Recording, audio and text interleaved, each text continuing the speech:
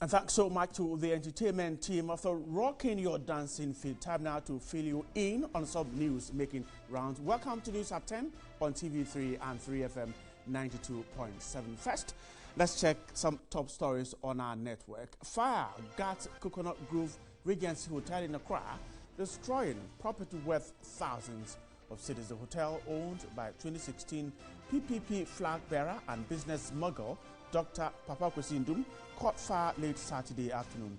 And on your screens there, the fire said to have destroyed several offices of the facility.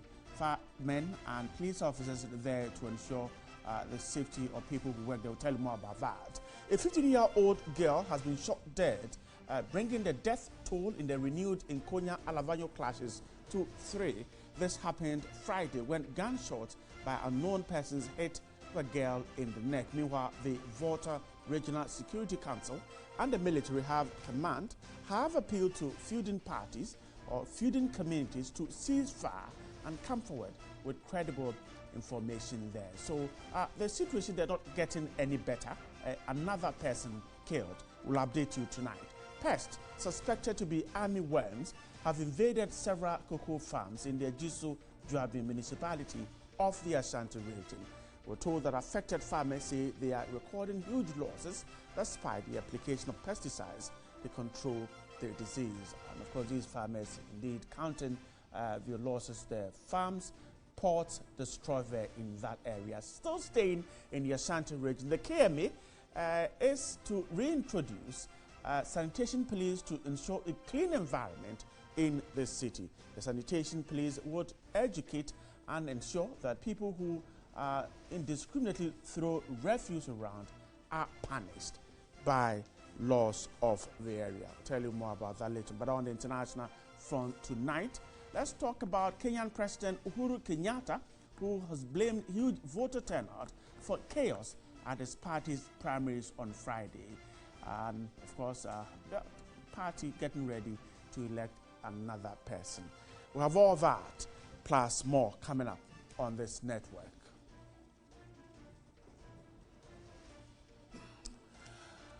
And of course, our viewers across the country and beyond, we're grateful that you have stayed there to be part of the show. You're listening to us on 3FM 92.7 and also watching us on TV3. Let's start with a big one.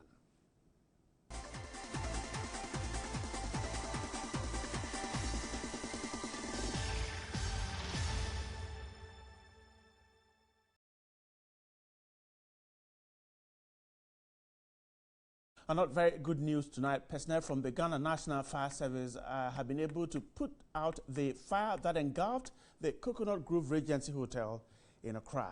And we're told that several property worth thousands of cedis were destroyed there. Firemen on your screens, they're trying to get into every facility, every office there. The fire, we're told, started from the Amansan TV station and got to other offices, and it took personnel some hours to put out the fire, while policemen ensured that there was absolute security of the people and property there. We're told also that some other offices have been destroyed, but again, the main Coconut Grove Hotel and restaurants and guest rooms, were told, have not been affected by the fire. It's just the studios of Amansan TV and other offices that have been affected by the fire.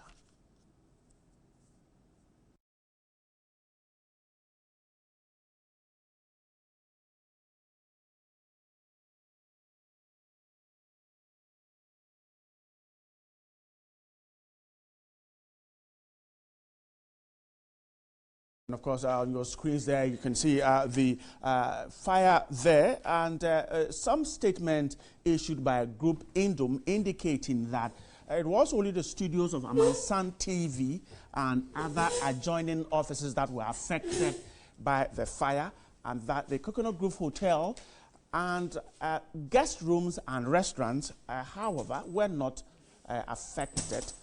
And firemen, as of now, have been able to put out the fire. Police officers were also there to ensure the security and safety of both property and persons who were around the area at that time when the fire broke out. We're told around 5 p.m. the fire started from the offices of Amansan TV and spread very fast to other offices of Group Indom.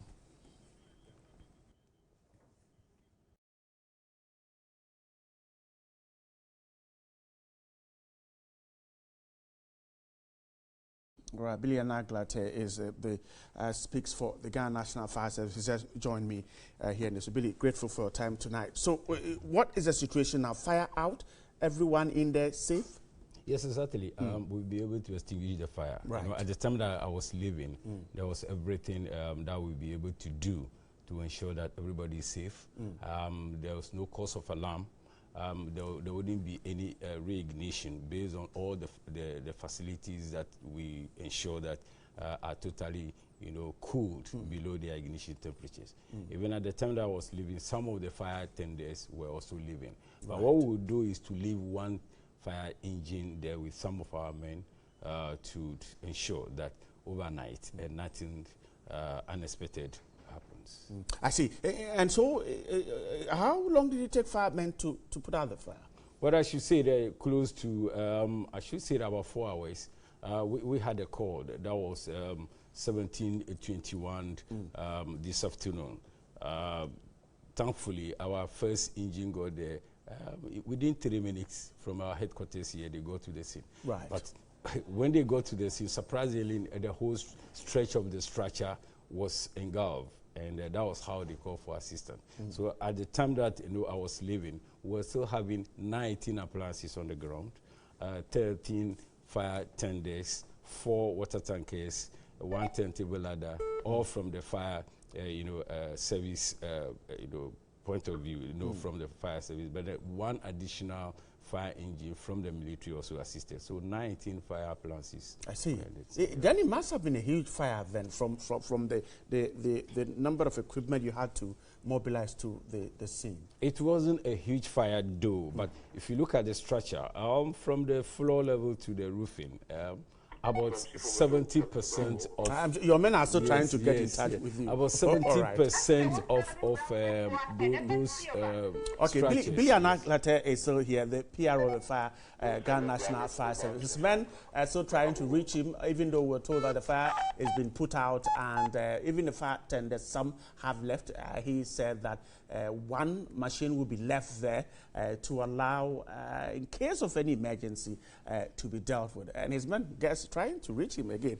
Grateful. Yeah. So you were talking about the fact that you had to mobilize several equipment to the fire scene. Yeah, exactly. Not because the fire was so large, right?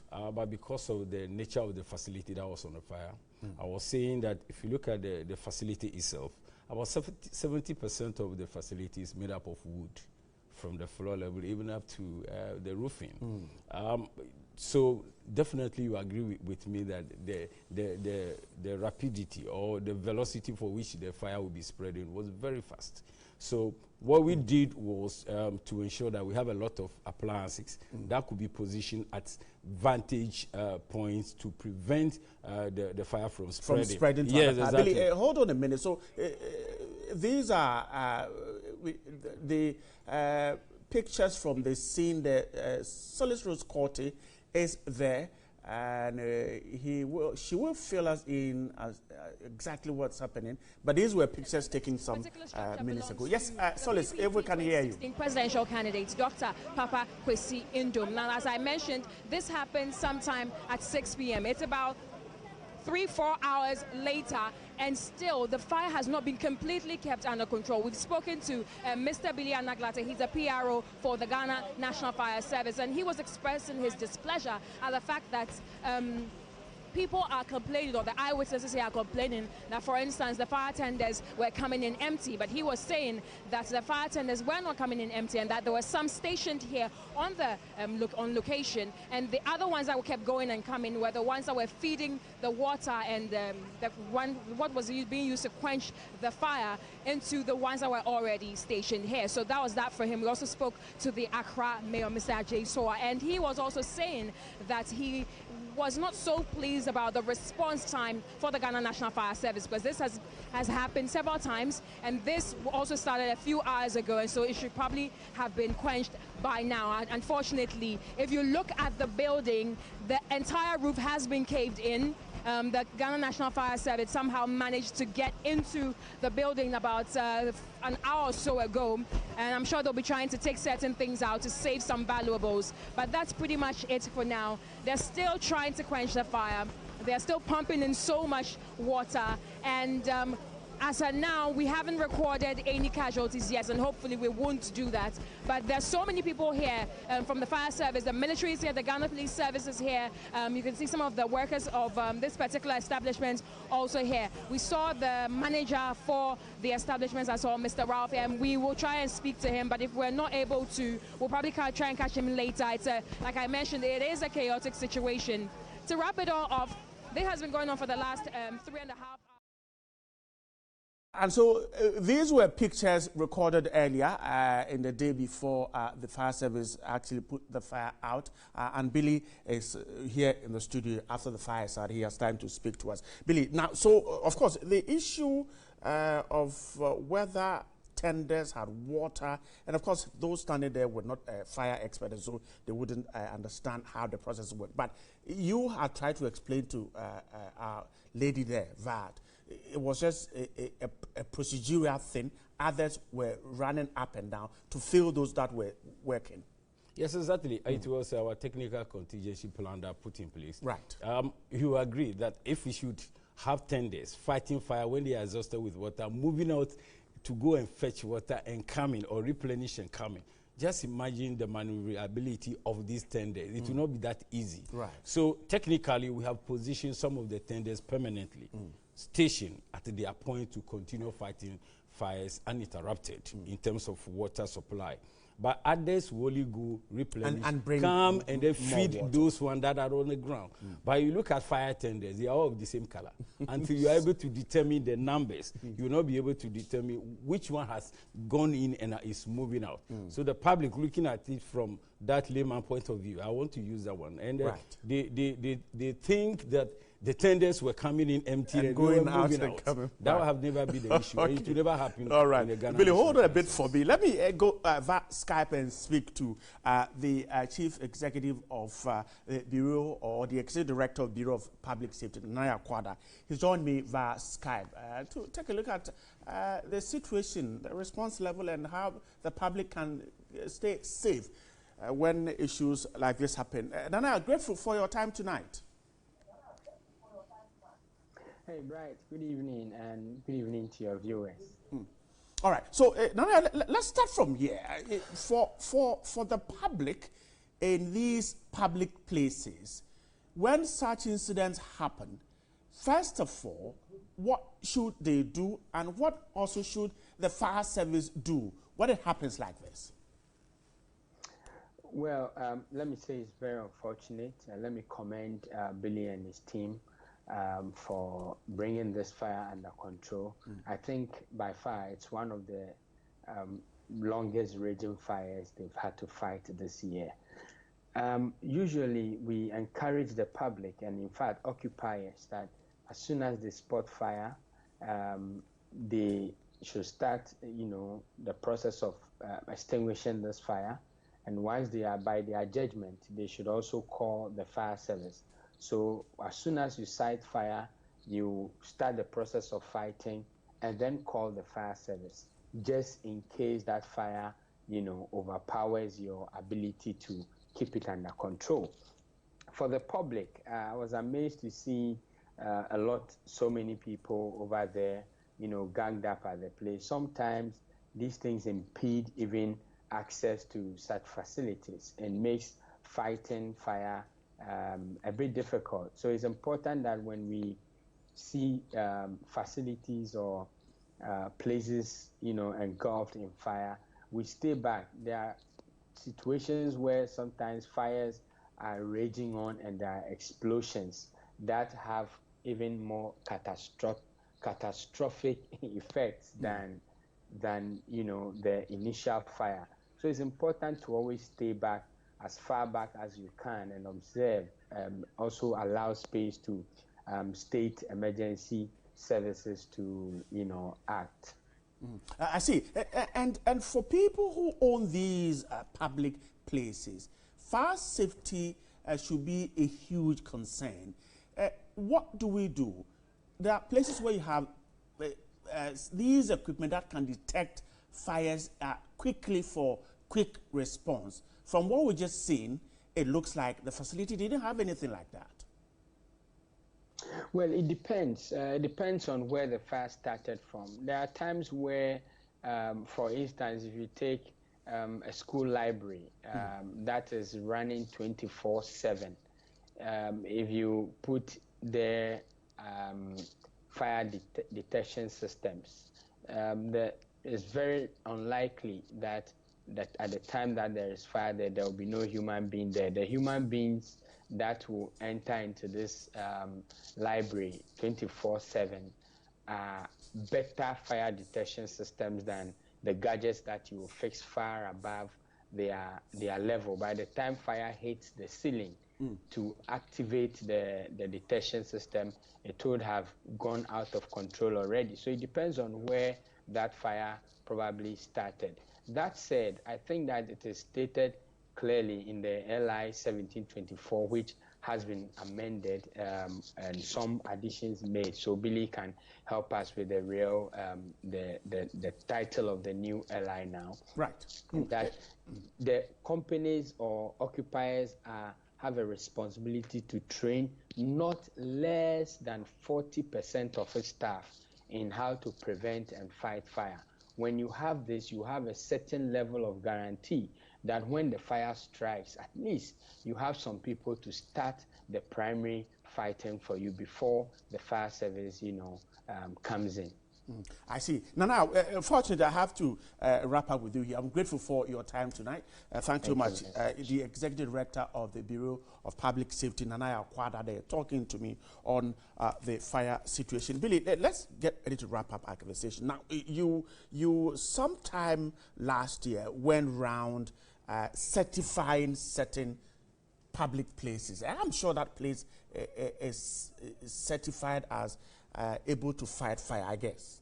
Well, actually, if you come to auditing and finding a facility of firefighting and fire prevention, it's a very large area. Of course, they might have certain fire, a detection system, but we are yet to determine whether at the time that the fire occurred, if any of those facilities were serviceable in terms of detecting and fighting fire. I'm very much aware that they do not have automatic fire suppression system that will automatically like the sprinklers and all that. And those things they are not having. But that are very key in some of these public places.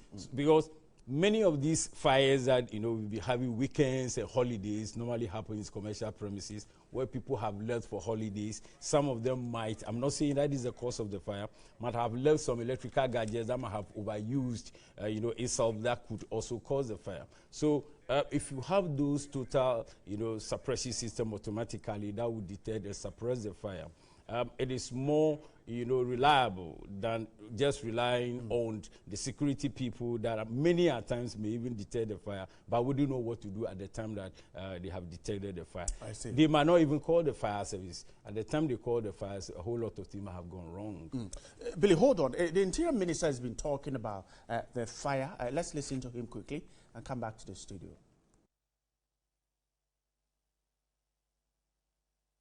I came here to see for myself what is happening. It's a matter of concern that this fire has gone as far as it has. The tenders came without water or run short of water. So when I arrived, that was the first query. I said, why did tenders come without water or run short of water? And the explanation was that there were tenders bringing water to feed those that were here. Well, that is it so far. What I can assure you is that we will need a full investigation on what has happened as in respect of the reaction of the fire service personnel. But for now, they assure me the situation will be contained, and I'm staying here to make sure the fire goes out before I leave. All right, and of course, investigations, Billy, I'm sure it has started, but the Interior Minister also not certainly an expert in firefighting. And so what you explained earlier could be what he is also talking about. Exactly.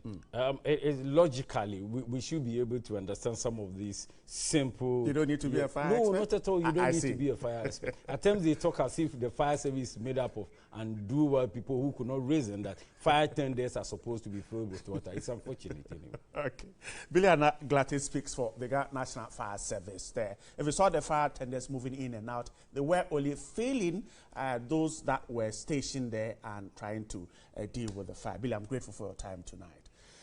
Right. Thanks so much for staying there. Let's take a break. If you're listening to us on 3FM 92.7, if you're watching us on TV3, we're grateful for your time. We'll take a break. When we come back, we'll tell you what COPEC, the Chamber of Petroleum Consumers, is talking about the first 100 days of President Nana Addo Dankwa Akufo-Addo. Stay with us. We're back in a moment.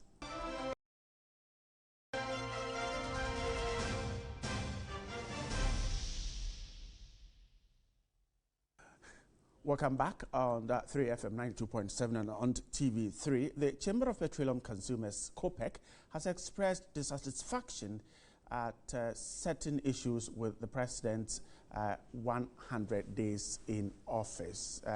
We're told that the achievements of the President Nana Addo Dankwa Akufo-Addo has not done well in its first 100 days in office so far as the petroleum sector is concerned. Statement by COPEC indicated the independent assessment shows the government well in the petroleum sector. The chamber took into consideration the state of fuel pricing and also the quantity of parity issues. The chamber also added that government must work harder at tackling challenges in the sector. Again, the statement urged government to do a little much more than it probably has done as far as that sector is concerned. Duncan Amoy is with me here tonight. Duncan, grateful for your time tonight. So the sector, 100 days, has not done well. But before that, the fire at the Coconut Grove Regency, perhaps too many fires at this time? Let me thank you again, Bright. It reinforces the need for insurance, even in the petroleum downstream. Right. These fires are not peculiar to a hotel. You find them sometimes in the fuel stations. We'll reiterate to fuel station owners to ensure that minimum they could get some insurance so that in the case of an unforeseen eventuality, as we have seen with Coconut Grove, maybe they could be able to get something recovered. And get their businesses back. Get their businesses back so they don't lose everything. All right. So the first 100 days, the sector isn't doing well? Bright, let me start by saying two things. It will be our duty as Ghanaians to continue to keep the government on its toes. It's also a duty for us as a chamber to constantly track and ensure that we do not get to a point of crashing before we all get back to either complain or cry or shout. The first 100 days of the government has been a mixed one, where the government has shown some goodwill in reducing fuel taxes. That is commendable. Right. We believe it would still reduce some in the coming days. Again, what we are averting the government's mind to is the state of our state petroleum entities. If you go through the report, we did a thorough assessment of Temoyo Refinery, bulk oil storage and transportation. We looked at the NPA and we also looked at TOR, GOIL. Surprisingly, it was only GOIL that could make the 80% mark of the four mentioned. There's the need for government to have a lot of look at TOR particularly, and then BOST. In terms of its operations? In terms of its operations and contribution to national, development, the economy. Today, as we speak, Ghanaians continue to pay that levy for TOR's existence. And over the past 100 days, the refinery hasn't been operating. It's been idle. The excuse is that some maintenance has to be carried out. You would ask, till when would the maintenance be completed? BOST also is supposed to hold some strategic stocks for all of us, minimum of 6 weeks. We are currently doing averages of about 4 weeks, not too encouraging. So whilst we say that the government would need to do a little much more to impress all of us, we are only encouraging that something has been done, but the government may need to focus on some of these SPEs so that we do not get to a point where there's fuel security issues or TOR continues to remain idle for the rest of the year, and then the Ghanaian would have to continue contributing. When you buy LPG, you are contributing 4 pesos to TOR. Right. When you buy, petrol, diesel, 8 pesos. I wonder how long we would have to continue paying. I have known that levy for quite some time now. And it's still there. And we want the government to have a look at these things. The sulfur issue, that is one of the indicators we used. The previous government had indicated it was going to move by January to a cleaner product specification. We missed January. We went to April. We missed that one. We have been told July. We would want to believe the government will do July for all of us, so that the next other 100 days we'll come back to assess again and see how it has been, how it has performed. But TOR and BOST would need to take another look at their operations. Duncan, I'm grateful for your time tonight. Sorry, we've run out of time. Duncan Amoah is the Chief Executive Director of the Chamber of Petroleum Consumers here. Now, let's move on. Now, physician assistant interns in the country have threatened to embark on a strike if they are not put on the payroll for the job they do at the various health facilities across the country. We are told that they said the Ministry of Health and the Ghana Health Service had neglected them. And according to the group, unlike their counterparts, intern pharmacists and doctors, physician assistant interns posted to the various public facilities in the country do not have what it takes. They describe the situation as discriminatory and in contravention of the labor laws.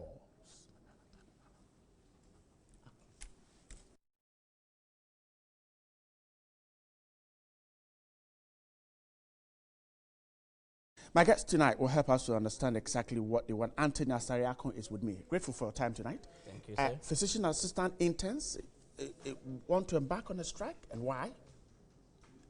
Thank you. Good evening to your cherished listeners, viewers, sorry. Of course, you are on radio too, so that's okay. Go ahead. Okay, thank you very much.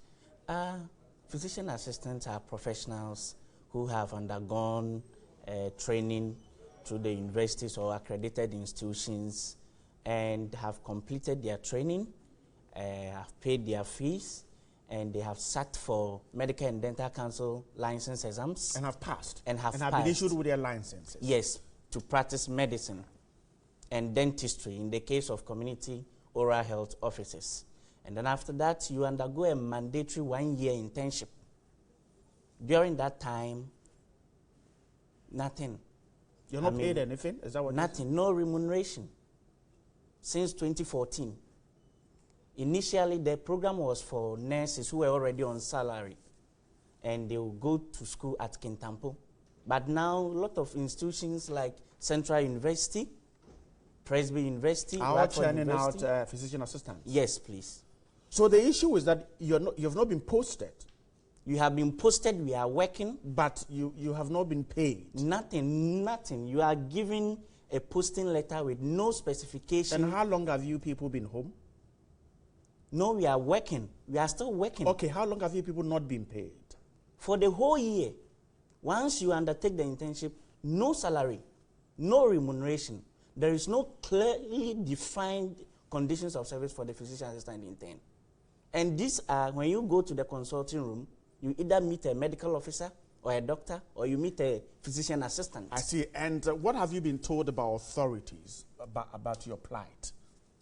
We have petitioned the Ministry of Health through the Labour Commission. On 2 occasions, they were called for hearing. Nobody came.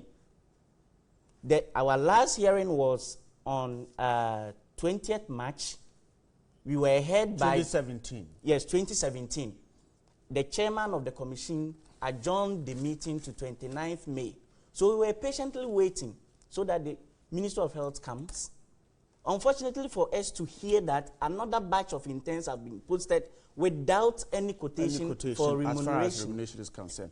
All right. Anthony Akon, I'm grateful for your time. We'll need to follow this up, but we've run out of time. And physician assistants, they are talking about they working for over a year and yet not being remunerated. I'm grateful for your time tonight. We'll follow up this. Thanks so much for listening to us on 3FM and also on watching us on TV3. My guys in the studio, Nanabu Ajenai Pence and Theophilus Clotte Bernard Hansi, Manassas Dakwa Ben Mensa, and of course, studio director Richard Bruce Lamptey. The show was put together by Salom Amenya and Ebenezer Ejekum Boati. My name is Bright Nanaf. Have a great Saturday night, but stay right here on TV3. Good night.